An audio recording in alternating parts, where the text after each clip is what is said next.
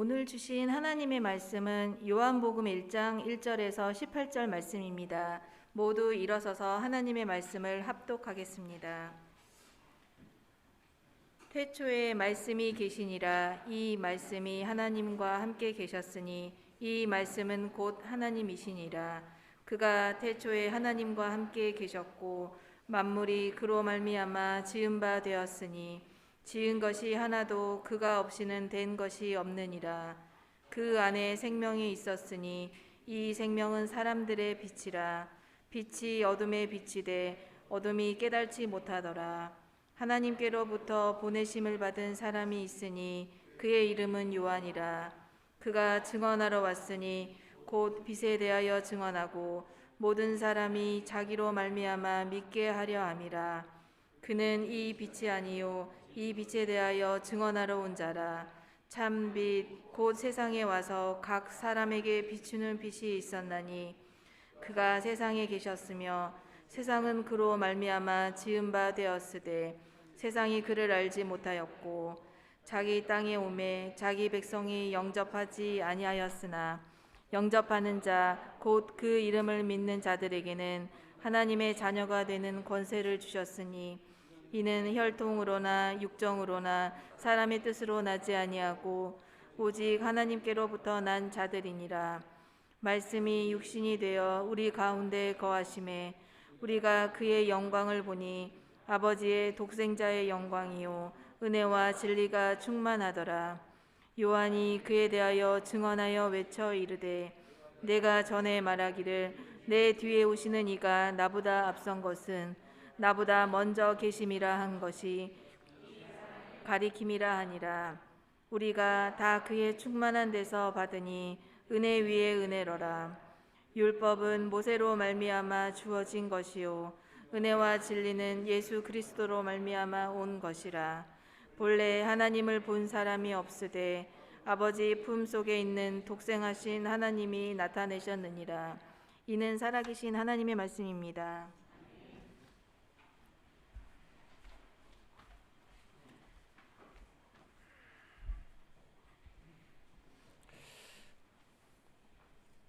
할렐루야.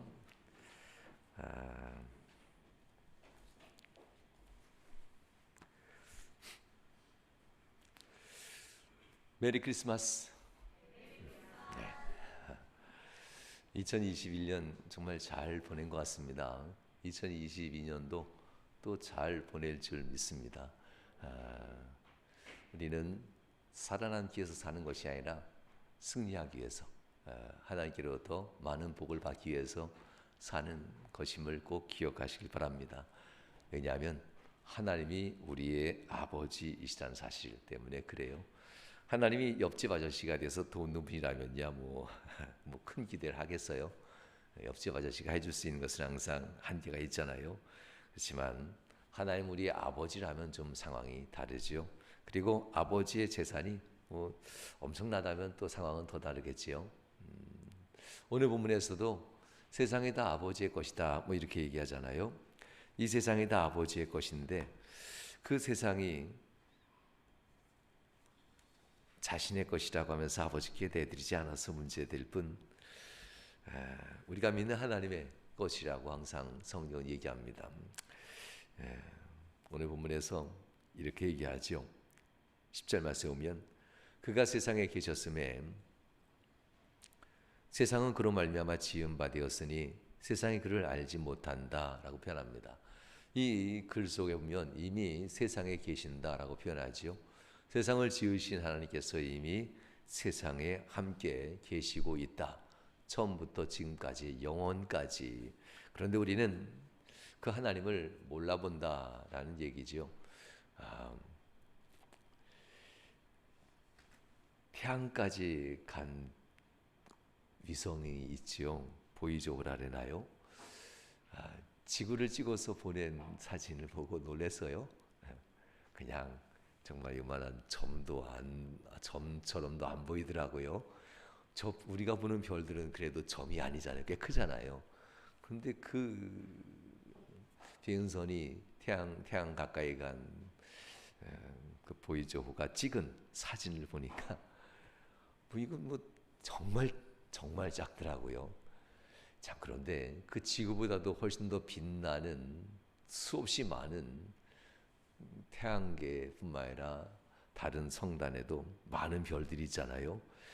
야, 이 모든 것을 다 하나님이 지으셨는데 특별히 지구라는 곳을 이렇게 사랑하셔서 이곳에 인간이 살 수 있는 생명체가 살 수 있는 이런 곳을 만드셨다고 하는 것을 생각해 보니까요, 너무나도 감동입니다. 너무나도 많으니까요. 여러분들 애들 밀가루 놀이 하면 밀가루 놀이 방바닥에 했던 거 다시 모아서 여러분들 칼국수에 드시나요? 반죽 다시 하시나요? 김선일 집사님, 애들 밀가루 놀이 시켜보셨는지 모르겠지만 그 밀가루 다시 모아서 음식해 드시진 않을 거예요. 하나님이 볼 땐 이 많은 우주의 별들 중에 티끌만도 안 되는 작은 지구란 말입니다. 뭐가 이뻐서 다시 고치시고 다시 부르시고 다시 품으려 하시는지. 아니, 우린 그 흔한 것 너무나도 쉽게 종이 쓰고 버리고 페트병 쓰고 버리고, 여러분들 입은 옷 중에 투명한 페트병으로 재활용된 옷들도 꽤 많이 입으셨어요. 뽀글뽀글한 옷들은 다 그런 옷이랍니다. 많이 사 입으십시오. 그리고 재활용할 수 있게 페트병 비닐 꼭 제거하시고 뚜껑도 제거하시고 하여튼 하십시오. 재활용, 지구를 위해서 좋답니다. 하나님이 굳이 우리도 값없어 보이는 것이 이렇게 버리는데, 다시 재활용 잘 하지 않고 귀찮다고 버리는데, 그 많은 우주의 많은 그런 별들 중에 지구를 그렇게 안 버릴까 생각하다가 지구만 안 버린 게 아니라 다 소중하시지 않았을까?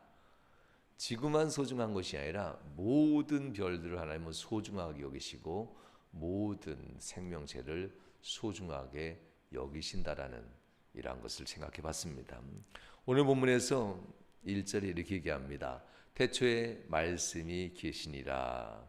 이 말씀이 하나님과 함께 계셨으니 이 말씀은 곧 하나님이시다. 이렇게 오늘 말씀을 시작하죠.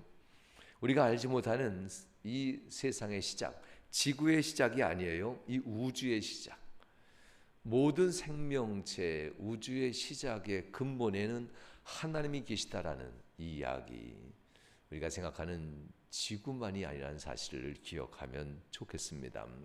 이 하나님이 이 많은 것들 중에서 질서가 깨지고 범죄한 가운데 무너지고 사라질 수밖에 없는 이 지구상의 인류들을 하나님이 다시 고치시고 회복하시려고 하나님은 참으로 많은 사랑을 우리에게 베푸셨다는 사실을 기억해야만 합니다. 하나님은 우리에게 빛과 어둠을 나누시기 시작하시지요. 대초에 세상을 지으실 때 세상의 빛이 어둠에서부터 나눠지게 되는 것으로부터 세상이 만들어지게 됩니다. 이 어둠의 속성 자체는 빛을 몰라요. 어둠은 빛을 삼켜버리니까요. 그렇지만 실제로 어둠은 빛을 삼키지 못합니다. 빛이 어둠을 밝히는 속성이기 때문에 그렇습니다. 그저 빛이 왔지만 어둠이 빛을 삼키는 것은 빛을 향하여 서지 않으면 그저 어두울 뿐이지요. 빛을 향하여 등을 돌리고 있으면 그저 어둡게 사는 것일 뿐이지요. 오늘 본문도 바로 빛 대신 하나님이 이 땅에 빛을 비치는데 5절 말씀입니다. 빛이 어둠에 빛이 돼 어둠이 깨달지 못하더라. 대초부터 인간을 향하신 하나님의 뜻은 빛으로서 길을 보이시고 우리의 삶의 은혜를 무엇이 바른지 옳은 길을 보이시는 하나님입니다. 그런데 사람들은 타락한 사람이죠. 범죄한 사람들은 어둠에 있기 때문에 깨달지 못한다라고 얘기합니다. 깨달지 못하면 그래도 빛이라도 곁에 비치면 돌아서라도 봐야지요. 우리가 어두운 길을 걸어가다 보면 빛이 앞에 있으면요, 빛을 의지하고 걸어가는 경우가 참 많아요. 특히 알지 못하는 곳에서는 더 빛이 있으면 아, 사람이 있겠다 하지요. 빛이 있으면 뭔가 누군가가 있겠다. 빛이 있는 곳은 내가 의지할 만한 곳이겠다 하면서 어둠에 있는 곳에서는 빛을 따라 가곤 합니다. 이렇게 스스로 빛을 찾아낼 수는 없겠지만 자신에게 비춰지는 빛을 향하여 걸어갈 수는 있지 않겠습니까? 어떻게 할까요? 여러분들은 빛을 향하여 걸어가는 것을 거대한 것으로 생각하는데요. 저는 여러분에게 종종 그렇게 하죠. 뭐 지금 요새는 2년간 그렇게 한 적이 없나요?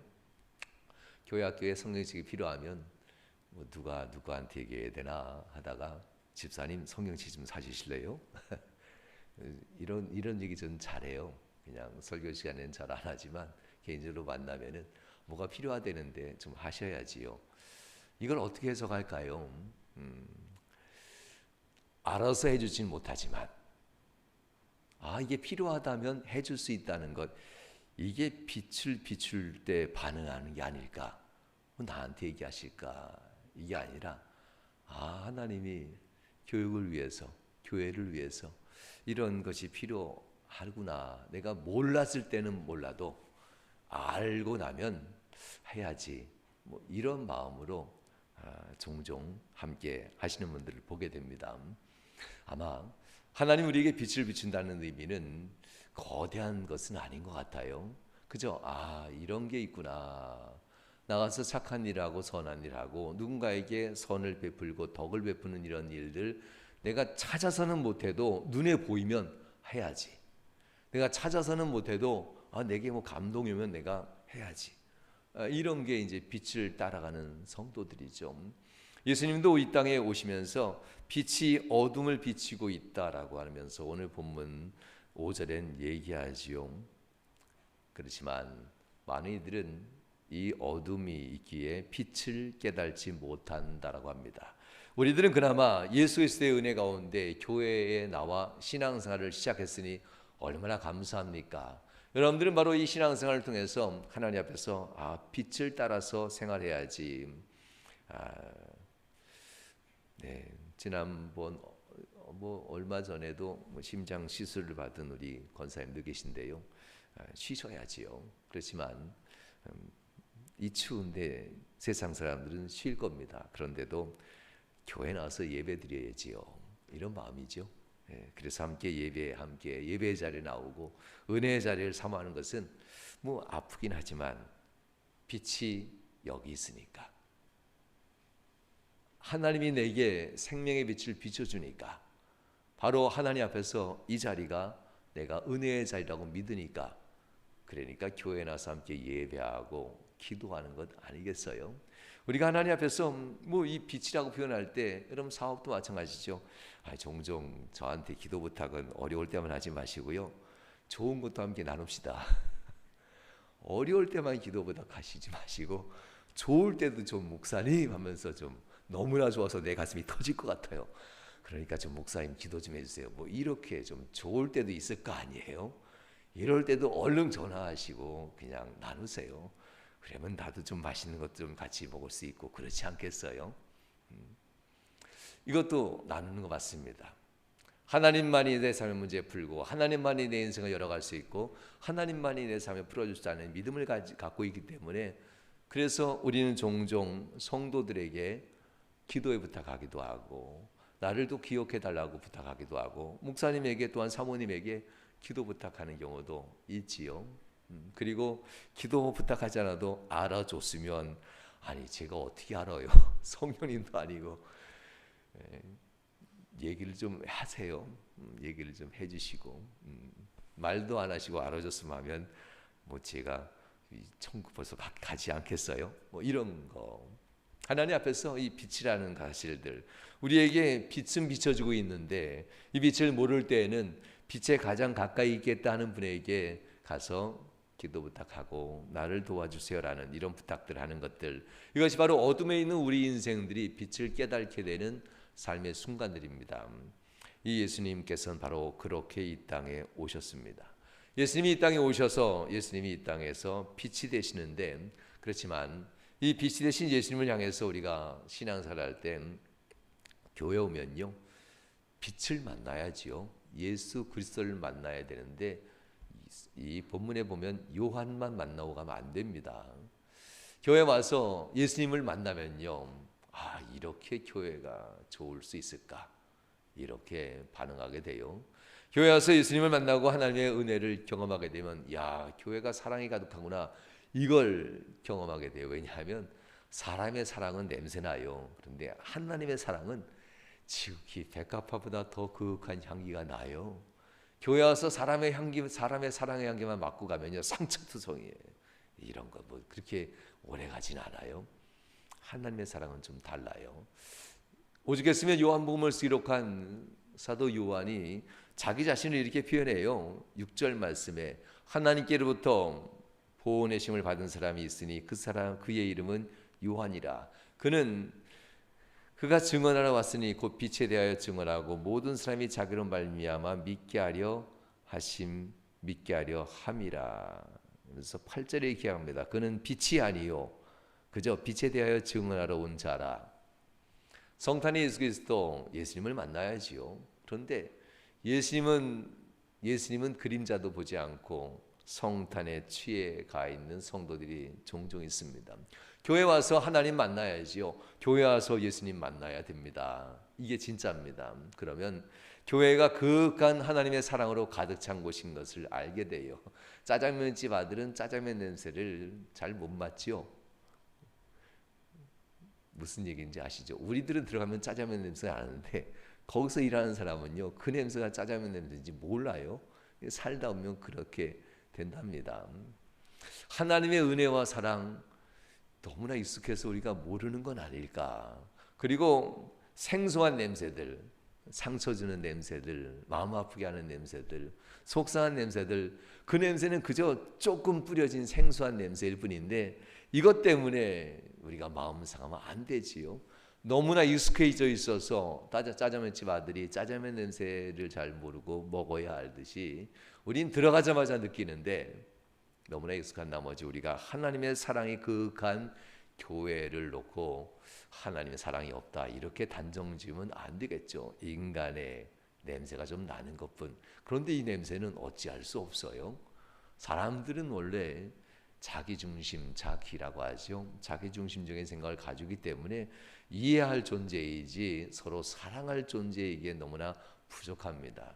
이렇게 요한은 얘기합니다. 나를 보고 돌아가지 말고 내가 전하는 하나님 좀 제발 만나고 돌아가시라. 나를 보고 돌아가지 말고 누군가를 보고 자꾸 상처받고 하지 말고 이 안에 있는 하나님을 제발 만나보고 가십시다. 뭐 이런 얘기를 계속하는 겁니다. 나는 그저 하나님에 대해서, 예수님에 대해서 증언하러 온 자일 뿐 진짜는 이 예수님입니다 하면서 예수님 좀 만나고 가세요 라고 하면서 나도 인간이라는 것을 사도 요한은 얘기합니다. 나는 빛이 아니요 인간이니 내가 상처를 줄 수 있어. 그러나 내가 전하는 예수님은 항상 오르신 분입니다. 뭐 이런 얘기를 하는 내용들입니다. 성탄을 맞이해서 우리는 예수님이 우리에게 보여주려고 하는 진짜를 꼭 붙잡을 수 있길 주님으로 축원합니다. 예수님이 주고자 하는 것, 그것은 14절에 나오는데요. 14절에 이렇게 얘기합니다. 말씀이 육신이 되어 우리 가운데 거하심에 우리가 그의 영광을 보니 아버지의 독생자의 영광이요 은혜와 진리가 충만하더라. 은혜와 진리가 충만한 모습이 예수님의 움직임에 들어있다라는 얘기입니다. 예수님만 움직이면 은혜와 진리가 충만하고 예수님과 관계되어 있는 모든 것에는 은혜와 진리가 충만한데요. 은혜와 진리는 상존하기가 좀 어렵습니다. 은혜는 뭐든 다 용서해 주는 거고요. 진리는 공의로 심판하는 것을 얘기합니다. 아니, 용서해주고 심판하는 것이 어떻게 동시에 있을 수가 있어요? 그러려면 용서와 심판이 동시에 있을 수 있으려면 단 한 가지 조건이 필요합니다. 누군가가 대속을 해줘야 돼요. 죄가 있을 때 죄에 대해서 용서가 되려면 대가를 누군가 지불해 줘야만, 그래야 진리가 은혜와 함께 공존이 가능합니다. 여러분들, 우리는 얼마나 행복합니까? 은혜와 진리 사이에 예수님이 계셔서 우리의 죄의 대가를 대신 지불해 주셨다는 이 사실들, 우리가 은혜와 진리에 그저 내 죄 용서 받았어요 하면서 천국 가는 것이 아니라 나를 위해서 주님이 십자가에서 죽으시는 이 죄 용서함의 은총을 은혜와 진리 사이에 쓰셔서 베풀어 주셨기 때문에 가능합니다. 그래서 바로 예수님을 대속자라고도 표현하기도 합니다. 이걸 놓고 예수님에 대해서 우리는 다시 한번 기억해야만 합니다. 예수님에 대한 이 증언, 이것은 그저 은혜로우신 분, 사랑 많으신 분, 자비로우신 분이 아니라 날 위해서 죄값을 대신 치러주신 분. 가장 간단하게 얘기하면요, 여러분, 짜증도 나기도 하고 화도 나기도 하고 미움도 여러분 마음속에 없다면 거짓말이지요. 이게 있다면 우린 죄인이 맞아요. 죄가 있는 거 맞아요. 우리가 마음속에 화도 품을 줄 알고 미움도 품을 줄 알고 질투도 품을 줄 아는, 그리고 이와 같은 것들이 있다면, 그리고 세상적으로 얘기하면 음탕한 것들이 우리 마음속에 있다면 우리는 그냥 확실한 죄인이에요. 이런 것들이 우리 마음속에 있는 것 자체만으로도 우리는 천국이 불가능합니다. 우리의 자력으로 천국 가는 것이 불가능해요. 우리 안에 모든 어두운 것들이 단 하나도 없어야만 천국 가게 되는데, 어두운 것들이 단 하나도 있지 않습니까? 세상 것 좋아하고 세상 쾌락 좋아하는 그 마음들. 그러니 이 마음들에 대해서 누군가 가려줘야 돼요. 우리가 입을 마스크로, 코를 마스크로 가려서 이 나쁜 균으로부터 우리 몸을 지키듯이 누군가 우리를 가려줘야 되는데, 이 가림막이 되는 분이 예수 그리스도라는 겁니다. 그런데 이 가림막은 그저 옷 하나 걸치는 것이 아니라 우리의 온몸에 있는 나쁜 세균들을 싹 죽이는 백신이 아니죠. 치료제죠. 모든 균을 다 죽이는 치료제와 같이 예수님은 우리에게 예수님의 보혈 죽음으로써 우리를 새롭게 재창조하셔서 모든 죄성들을 다 지워내는 과정을 하신다는 겁니다. 지금은 아니겠지요. 심판대 앞에 섰을 때 썩을 것이 썩지 아니할 것으로, 죽을 것이 죽지 아니할 것으로 바뀌는 그 순간이 이제 올 겁니다. 주님 오신 재림하실 그날에 우리는 그렇게 바뀔 겁니다. 바로 우리 안에 있는 모든 죄성들을 완벽하게 영생하는 몸으로 바꿔줄 그날이 우리에게 있다는 사실을 항상 기억하시길 주님으로 축원합니다. 바로 이것은 그저 거저받는 것이 아니었다는 겁니다. 어떻게 할 수 있겠는가? 본문에 이렇게 얘기합니다. 11절 말씀, 자기 땅에 오매 자기 백성이 영접하지 아니하였다. 근데 예수님은 이미 함께하고 계셨다고 하잖아요. 이 만물에 이미 오래전부터 계셨다라고 10절엔 얘기해 줬단 말입니다. 예수님께서는 내가 주인이야 이제 선포하는 순간입니다. 내가 너희를 고칠 수 있어 라고 선포하는 순간이 됐는데도 사람들은 자신의 것을 내놓지 않습니다. 내가 이렇게 사는 인생의 이 스타일, 내가 이것대로 살아도 괜찮은데 하면서 살아간다는 거지요. 많은 성도들이 여기서 많이 걸려요. 자기의 습관들, 자기 인생의 태도들, 예수님으로부터 바뀌어져야 하는데 바뀌지 않는 경우가 참 많습니다. 예수님은 우리에게 완전하게 바뀌는 것을 보여주죠. 14절에 이렇게 얘기하죠. 말씀이 육신이 되어 우리 가운데 거하신다. 예수님이 낮고 천한 이 땅에 오셔서 우리의 육신을 입고 오셨다는 이 이야기입니다. 성도 여러분, 여러분들 삶 가운데 예수님조차도 우리를 위해서 육신의 몸을 입고 그의 삶을 바꾸시는데 여러분들은 어떻게 바꾸셨습니까? 성탄의 예수 그리스도에 대해서 기쁨을 우리는 품지만 우리의 삶의 태도, 우리의 삶의 스타일, 방향성들, 내가 생각하는 나의 이 생각하는 마음들, 이런 것들이 예수님 믿고 난 이후, 믿기 이전 얼마나 바뀌었는지 한번 돌아보셔야만 합니다. 예수님은 우리를 위해서 그 존귀하신 영생하신 몸이 그저 죽을 수밖에 없는 육체로 바뀌시면서까지 이 땅에 완벽한 변화를 가지고 오셨는데, 우리도 예수님 앞에서 우리 인생을 바꿔가는 삶 다시 한번 돌아볼 수 있길 주님으로 축원합니다. 지난 1년 동안 우리 찬양단들 정말 고생 많이 하셨지요. 이렇게 아침에 나와서 하려면요 스케줄 바꿔야 돼요. 전날부터 스케줄 바꿔야 되고, 찬양 연습하려면 일주일에 여러 날들 보고 또 연습해야 돼요. 왜 그거밖에 못했어? 라고 종종 이제 단장님이나 리더는 막 구중할 겁니다. 그런데 그거라도 하려면은 스케줄을 바꿔야 돼. 그거라도 하려면 시간도 더 내야 되고 마음도 더 내야 되고요. 예수님 위해서 우리가 신앙생활 한다는 것은요, 내 것을 뭔가 바꿔야만 합니다. 내 삶의 스타일은 하나도 안 바뀌면서 신앙생활 한다는 것은 있을 수가 없어요. 말씀 좀 읽으려면 시간을 좀 바꿔야 돼요. 하나님 앞에 기도 좀 하려면 뭔가 태도가 좀 바뀌어져야 돼요. 하나님 앞에 예배 생활 하려면 마음 준비, 시간 준비, 물질 준비, 삶의 준비까지 가면서 뭔가 막 바꿔야만 가능하단 말입니다. 바뀌어야만 합니다. 우리는 분명 바뀌어지고 있습니다. 그쯤에 조금만 더 바꿔봅시다. 조금만 더. 아쉬운 거 있잖아요. 이것도 내가 바꾸고 싶은데 아직 못 바꾸고 있다면, 내가 예수님도 육체로 확 바꾸셔서 오셨는데, 그리고 육체 가운데 그 많은 배고픔과 고통과 병듦과 고난을 예수님도 스스로 몸소 다 경험하셨는데, 내가 주님을 위해서 요 부족했던 것 더 바꿔가리라. 이 연말에 다시 한번 가고 작정하고 연초부터, 아니 다음 주부터, 내일부터 바꿔가리라. 이런 마음을 가지고 주님을 품을 수 있길 주님으로 축원합니다. 우리가 유명한 말씀이 본문에 나옵니다. 12절 말씀. 영접하는 자 곧 그 이름을 믿는 자들에게는 하나님의 자녀가 되는 권세를 주셨으니. 이 영접, 가족들에게 쓰는 단어라면 더 정확한 것 같아요. 기쁨으로 받아들이고 내보내지 않을 사람. 가족은 그렇잖아요. 가족은 기쁨으로 받아들이고 내보내진 않아요. 끝까지 함께 살려고 하지요. 손님은 영접한다, 기쁨으로 받아들이는 건 맞아요. 그렇지만 손님은 안녕히 가십시오, 이게 되잖아요. 그렇지만 가족은 좀 다릅니다. 내 집에 한 집에 사는 가족에 대해서는 진짜 영접이 이런 게 아닐까 생각을 해봅니다.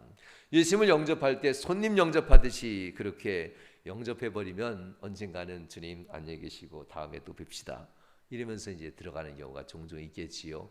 우리가 예수님을 대할 때 나의 가족으로 대하는 것이, 이건 훨씬 더 유익한 것이 아니라 마땅하고도 지당한 일인 것 같습니다. 그러므로 영접하는 자들에게 대해서 예수님은 나를 너 가족으로 받아들였냐? 그러면 나도 내 속에 있는 말을 해줄게. 네가 그렇게 가족처럼 영접하면 나도 너를 내 자녀 삼으려고 했어. 이런 말씀이 오늘 12절 말씀입니다. 영접하는 자, 곧 그 이름을 믿는 자들에게는 하나님의 자녀가 되는 권세를 주셨으니. 그래서 예수님은 하나님의 자녀가 되는 자녀들에게, 우리들에게 얘기합니다. 아버지라고 부르는 권세가 내게 있다라고 하지만 실제로 예수님은 아버지라고 부르지 않았어요. 따라해 보실래요? 아빠. 이 아버지라는 단어가요, 아빠라는 이 옹알이 같은 소리는 전세가 공통인가 봐요. 예, 빠빠라고 부르기도 하잖아요. 아빠. 이 아빠라는 단어는 공통적인 것 같아요. 예수님도 아버지 하면서 아빠, 아버지라는 단어를 쓰게 돼요. 그래서 너희는 아버지라고 부르지 말고 아빠라고 부르라.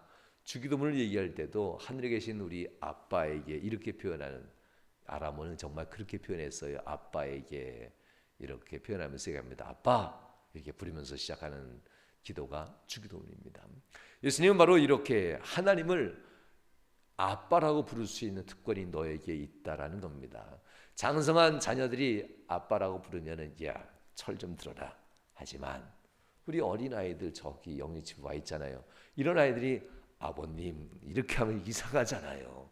이런 아이들은 아빠 이렇게 불러야 되잖아요. 뭐 어머님 이것도 이상하고요. 그러니까 예수님이 얘기하는 것, 너희들은 하나님 앞에 그저 아빠를 부를 수 있는 어린아이, 도움이 필요하고 보살핌이 필요하고 양육이 필요하고 지켜주고 인도하고 붙잡아주는 필요한 그저 어린아이야. 그러니 그저 성숙한 아버지라고 부르는 것보다는 아빠라고 불러도 하나님은 다 너 돌봐줄 건데 자꾸 혼자 하려 하지 마. 힘들면 무조건 울어. 배고프면 울어. 응애. 배고프면 속상하면 아빠 불러. 힘들면 아빠 불러.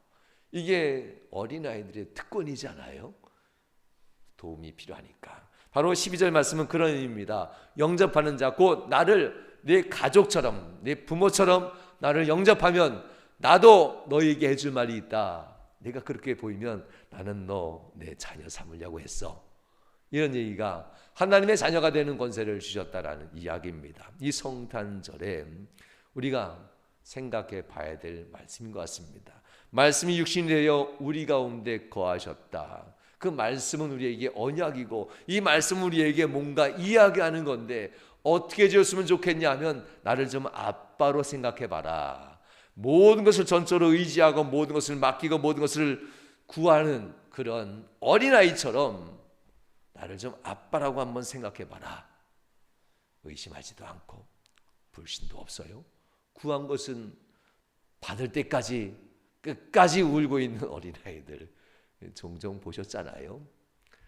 정말 아빠밖엔 줄 사람이 없어서 옆집 아저씨한테 아무리 울어도 안 주니까 우리 아빠밖엔 줄 사람 없으니까 끝까지 울부짖고 부르짖는 그 아버지. 아버지가 매를 들더라도 그래도 내 아버지니까 다음에 또 울어야지. 오늘은 아프니까 참았다가 뭐 이런 마음을 가진 것이 어린아이들의 마음이지 않습니까? 이런 것을 놓고 13절에는 이러한 신앙은 이렇게 진행된다고 합니다.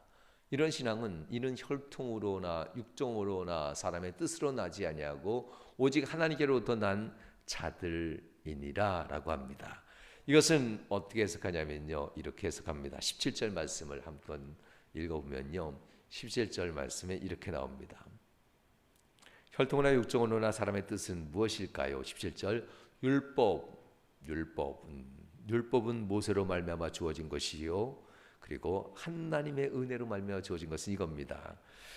은혜와 진리는 예수 그리스도로 말미암아 온 것이니라. 17절에 있는 이 말씀인데요, 이 말씀이 바로 답이 되는 말씀입니다. 사람의 뜻으로 나지 아니하였다, 혈통으로 나지 아니하였다, 육정으로 나지 아니하였다.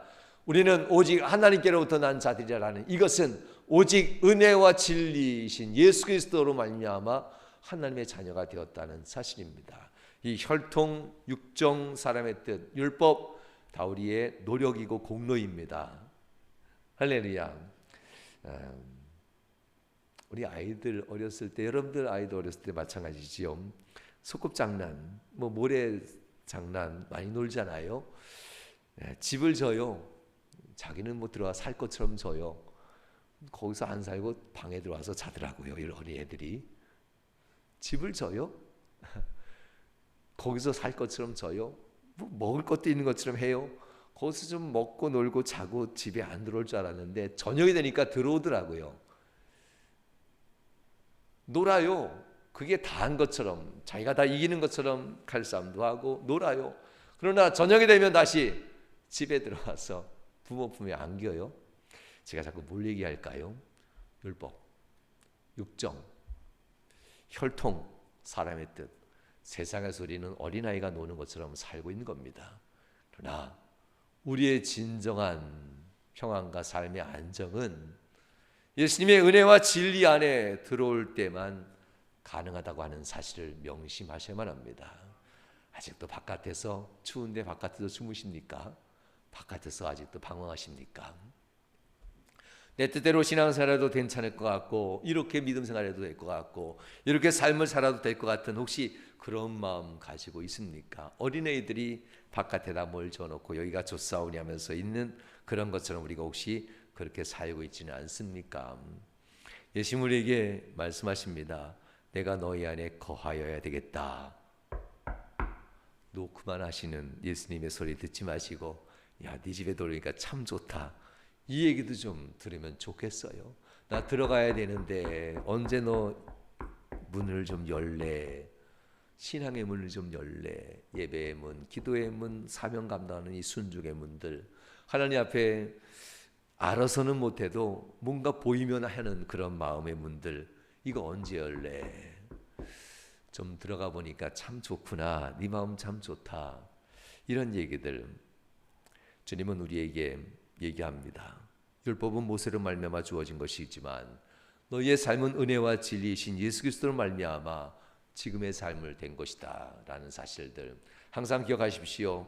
은혜와 진리, 하나님의 용서, 사랑과 심판 사이에는 예수 그리스도의 죽음이 있다는 사실, 우리가 노력하고 애써서 여기까지 신앙생활한 건 아니에요. 우리가 노력하고 애써서 하나님 앞에 드릴 만큼 부를 채우고 우리가 노력하고 애써서 하나님 앞에 뭔가 할 수 있을 만큼 성공한 것이 아니에요. 그 사이에 나를 쓰시고자 내게 능력도 주시고 나를 쓰시고자 내게 은혜도 베푸시고 나를 사용하시고자 여러분에게 지혜도 주시고 삶의 능력과 복을 주신 예수 그리스도의 그 적극적인 역사가 있었기 때문에 하나님 앞에 오늘날 여러분들이 서 있었다는 사실을 항상 기억하시길 주님으로 축원합니다.